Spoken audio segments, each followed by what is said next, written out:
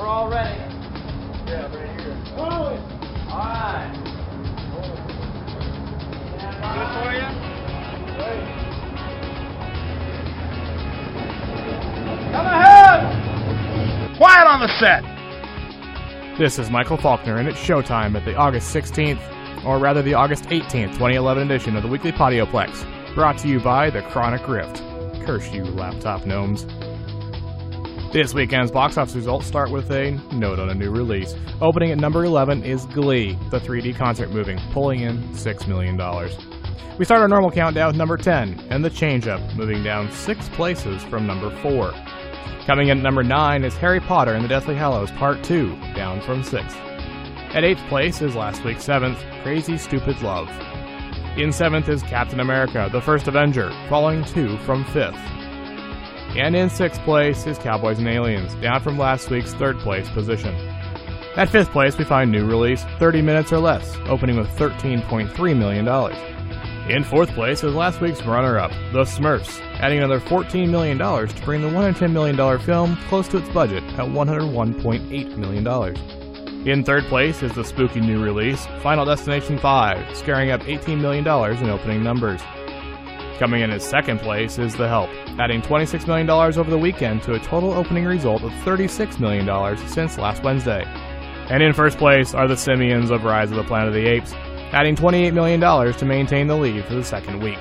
This brings the newest Planet of the Apes franchise entry to $105 million against a $93 million budget. Looking at this week's results with respect to new releases, we start with Glee, which opened on 2,000 3D screens, but only made $6 million. That's much worse than the Jonas Brothers 3D concert movie, which made $12.5 million. Analysts believe that the fault in the Glee movie is that only die-hard fans took part in something that everyone can see for free on their televisions. 30 Minutes or Less was a disappointment, making just over half of Zombieland's $24.7 million opener. Distributor Sony Pictures reports that the majority of the 30 Minutes audience were males under 25 years old. In the same vein, we have Final Destination 5, which was the first Final Destination movie to open lower than its predecessor. The franchise's dip is attributed to 2 factors. First, the plot is getting stale, and second, it was a sequel to Final Destination, which was promoted as the last outing for the series and was critiqued as the worst before this entry. Finally, looking at The Help, this movie surpassed the debuts of both Julia and Julia and Eat, Pray, Love, all 3 of which are female-driven novel adaptations. The Help is different as well because it's a feel-good drama in a season typically dominated by explosions, comedies, and kids' movies. Maybe it's possible that The Help signals a change in that seasonal pattern. August 19th brings a handful of wide releases to movie screens, starting with Conan the Barbarian, a fantasy adventure starring Jason Momoa, Ron Perlman, and Rose McGowan. This film is the rebooted tale of Conan the Cimmerian and his adventures across the continent of Hyboria on a quest to avenge the murder of his father and the slaughter of his village. Conan the Barbarian is rated R. Next up is One Day, a romantic drama starring Anne Hathaway, Jim Sturgis, and Patricia Clarkson. When we were at university, I had a crush on you. Well, I felt the same. The problem is I fancy pretty much everyone. It's like I've just got out of prison all the time. It's a real problem. You gate crashed my birthday party, called me Julie, and spilled red wine down my top. Ouch.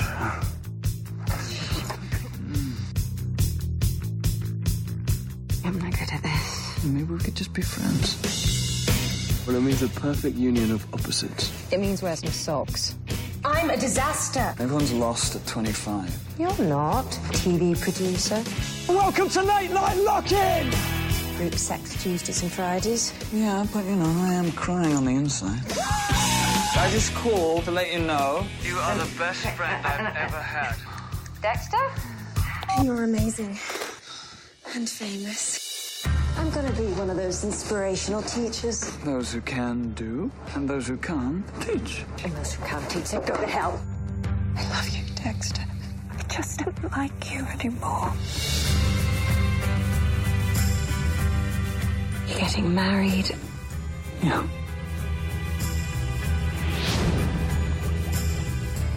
I missed you, Dex. I screwed up my career. I screwed up my friendships. That's not true.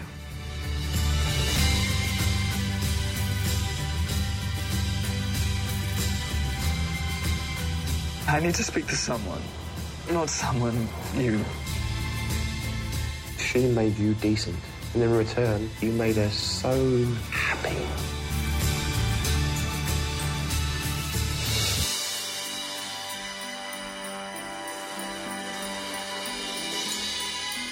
After spending the night together on the night of their college graduation, Dexter and Em are shown each year on the same date to see where they are in their lives. They are sometimes together and sometimes not on that day. Based on the novel by David Nichols, One Day is rated PG-13. Next is Fright Night, a horror comedy starring Anton Yelchin, Colin Farrell, and David Tennant. Hey, Mom. Hey, just checking in. What you up to?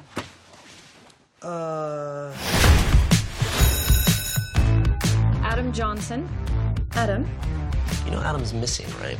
All right, kids aren't coming to school. It happens all the time. I don't know if you were paying attention to roll call, but he's not the only one that's gone. You're nuts. This is my son, Charlie, and his girlfriend. Hi. So Jerry is our new neighbor. Hey. Hey.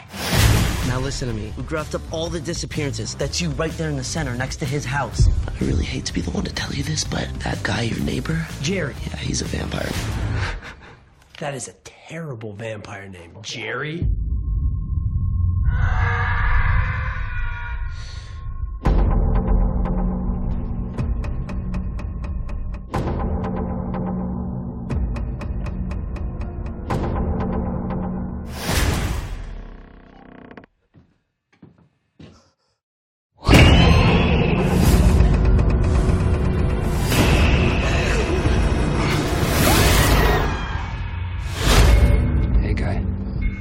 Watching me. I've been watching you. Your mom, there's a kind of neglect, gives off a scent. And your girl, she's ripe. It's on you to look out for them, because there are a lot of bad people out there, Charlie.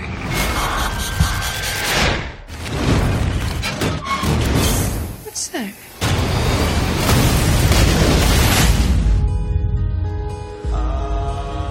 I'm gonna end him or he's gonna end me.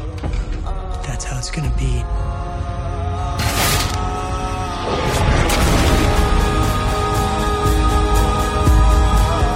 Charlie's gonna find me. I'm counting on it.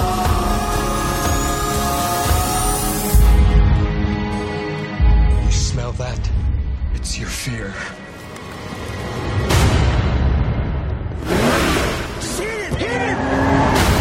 Did I kill him? Hopefully.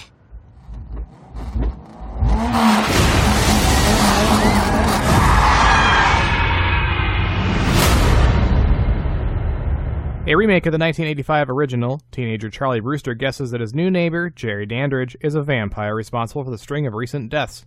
When no one he knows will believe him, he enlists Peter Vincent, a self-proclaimed vampire killer and a Las Vegas magician, to help take down Jerry. Fright Night is written by Buffy the Vampire Slayer alumni Marty Noxon and is rated R. And last we have Spy Kids, All the Time in the World in 4D, an action-adventure starring Jessica Alba, Jeremy Piven, and Joel McHale.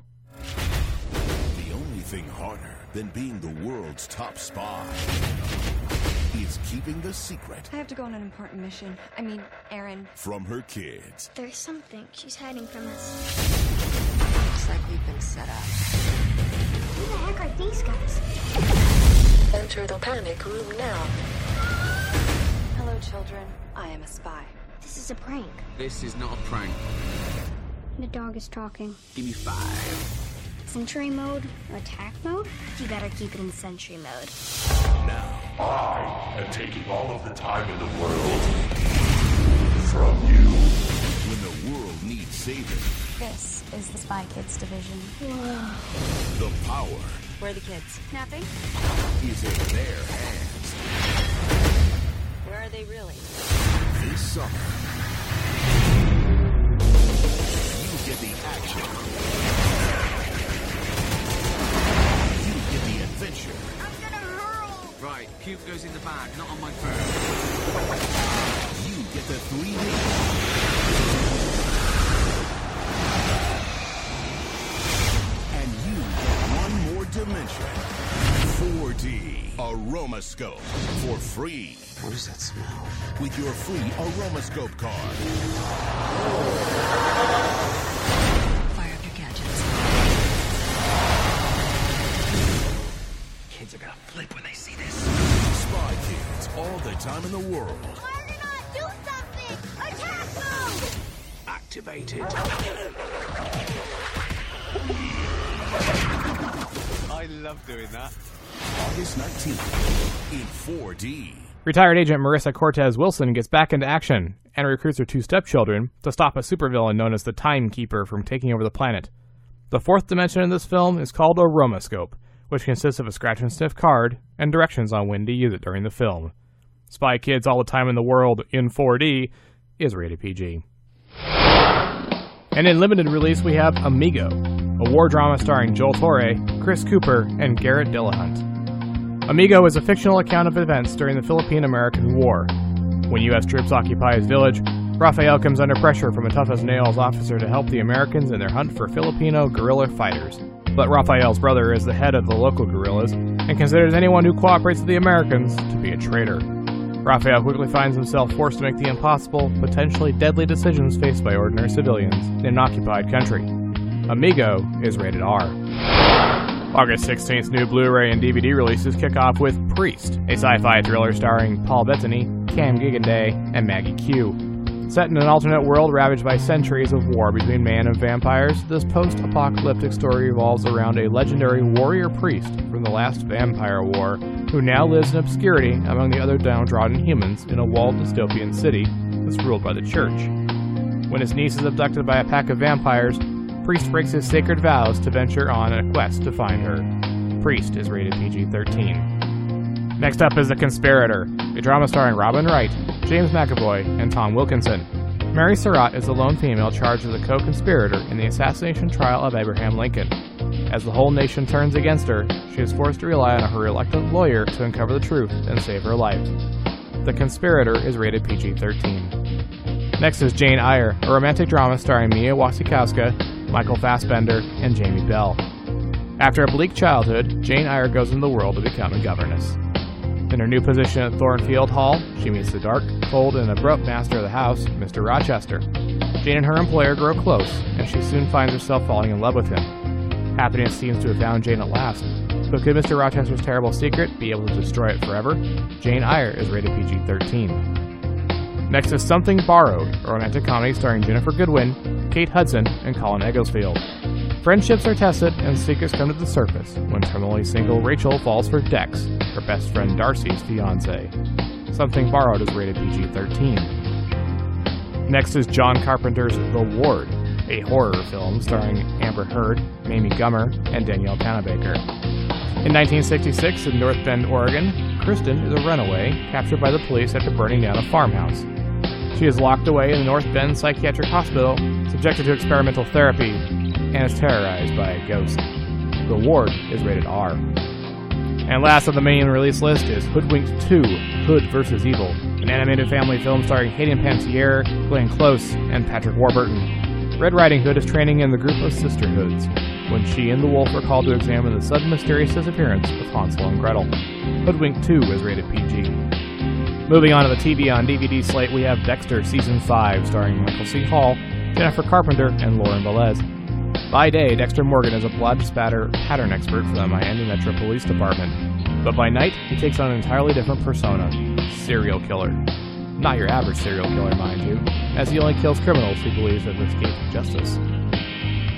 Next up is Batman the Brave and the Bold, Season 2 Part 1, starring Dietrich Bader, John DiMaggio, and James Arnold Taylor. This is the updated animated series centering on the Caped Crusader as he partners and deals with his fellow superheroes in the DC Comics universe. And finally we have Spin City Season 5, starring Charlie Sheen, Heather Locklear, and Monique Edwards. In this season, Charlie Sheen takes over from Michael J. Fox as Deputy Mayor of New York City, where he and his team of half-wits must constantly save the mayor from embarrassment and the media. Looking at the list of classics coming to Blu-ray, we start with The Big Lebowski from 1998, starring Jeff Bridges, John Goodman, and Julianne Moore.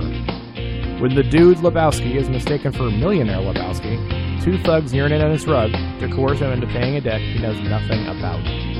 While attempting to gain recompense for the ruined rug from his wealthy counterpart, he accepts a one-time job with a high payoff. He enlists the help of his bowling buddy, Walter, a gun-toting Jewish convert with anger issues. Deception leads to more trouble, and soon it seems that everyone from foreign empire tycoons to nihilists wants something from the dude. The Big Lebowski is rated R. Next is The Killing from 1956, a crime noir movie starring Sterling Hayden, Pauline Gray, and Vince Edwards. After getting out of prison, Johnny Clay masterminds a complex racetrack heist, but his scheme is complicated by the intervention of the wife of a teller, the boyfriend of the wife, airport regulations, and a small dog. The Killing is written and directed by Stanley Kubrick and is not rated. Next up is The Muppets Take Manhattan from 1984, a family comedy starring Jim Henson, Frank Oz, and Dane Gollitz. The Muppets graduate from college and decide to take their senior review on the road. They hit the streets of Manhattan trying to sell their show to producers, finally finding one young and idealistic enough to take their show. The Muppets Take Manhattan is rated G. Next we have Armed and Dangerous from 1986, an action comedy starring John Candy, Meg Ryan, and Eugene Levy. Dooley, a cop wrongly sacked for corruption, teams up with a useless defense lawyer to start their new careers as security guards. When the two are made fall guys for robbery at a location they are guarding, the pair begin to investigate corruption within the company and their union. They soon make enemies of everyone, but can the unlikely duo save the day? And just in case you don't have enough Sylvester Stallone on your shelf, 4 of Sly's classics are hitting Blu-ray this week, starting with Cobra from 1986, which also stars Brigitte Nelson and Renee Santoni. They join Stallone in an action thriller as he plays a cop on the trail of a serial killer. Cobra is rated R. Demolition Man is next from 1993, also starring Wesley Snipes and Sandra Bullock, where Sly plays a cop who is brought out of suspended animation in prison to pursue an ultraviolet enemy who is loose in a non-violent future society. Demolition Man is also rated R. Next up is The Specialist from 1994, also starring Sharon Stone and James Woods. In this thriller, a woman entices a bomb expert she's involved with into destroying the mafia that killed her family. The Specialist is also rated R. And last on our list, we have Assassins from 1995, an action thriller also starring Antonio Banderas and Julianne Moore. Robert Rath is a seasoned hitman who just wants out of the business, but a younger assassin named Bane is trying to kill him. Assassins is, you guessed it, rated R. Let's see if we can hold off the laptop gnomes a little bit longer with the quick flicks. If you're a fan of Marvel's Runaways title and hoping for a silver screen adaptation, you may be in luck. Runaways, a Marvel Comics property about 5 LA teens who form their own fringe super team when they discover their parents are actually members of a big-time supervillain cadre called the Pride, is a project that Marvel has had in the script stage for a while. There were plans last year to start the project, but those were shelved in favor of The Avengers due to the size and scope of that project. According to Marvel screenwriter Drew Pearce, Runaways isn't dead. At a panel during Empire's big screen fest in the UK, Pearce said he has a script that's in a holding pattern, and he hopes that Marvel has room to start the project next year. It looks like Disney has pulled the plug on The Lone Ranger. According to reports, the proposed budget was in excess of $240 million, and with expensive films like John Carter and Oz the Great and Powerful deep into production, the Mouse House decided to save some money by canceling the film before shooting began. While this frees up lead actor Johnny Depp for other projects, including Pirates of the Caribbean 5, it's a surprise because those Disney projects were also very expensive, despite being incredibly successful. Some experts suspect timing was working against the studio, and that The Lone Ranger may yet see the light of day when the payday comes from films already in the pipeline. And finally, in ways not to break into the movie industry, a Los Angeles bomb squad blew up a briefcase that an aspiring screenwriter left at the Beverly Hills talent agency. The writer left the case in the lobby in the hopes that someone would read the script inside, but a security guard moved it out back, and was eventually reported to the LAPD. The only casualties were the case, a laptop computer, and the script. I wonder if someone will make a movie about this guy.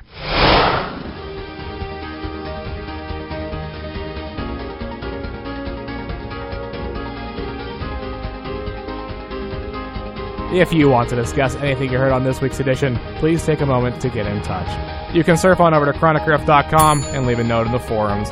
You can leave a voicemail at 888-866-9010, and you can write to John at chronicriff.com. You can also find the weekly Podioplex and the Chronic Rift on Facebook. If you decide to pick up any of this week's new releases, why not do it through our Amazon store? You get the newest entertainment at Amazon's low prices and high-quality service, and each purchase you make through the store supports the Chronic Rift. look for the link in our show notes. The Weekly Podioplex is a collaboration of Creative Criticality and Lucky Shot Productions. This is Michael Falkner. Thanks for listening, and we'll see you at the theater.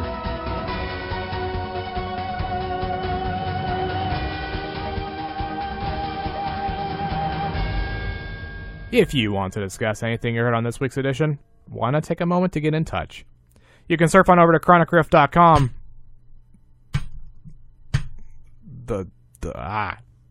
Laptop gnomes are affecting the bell. There we go. That's a wrap!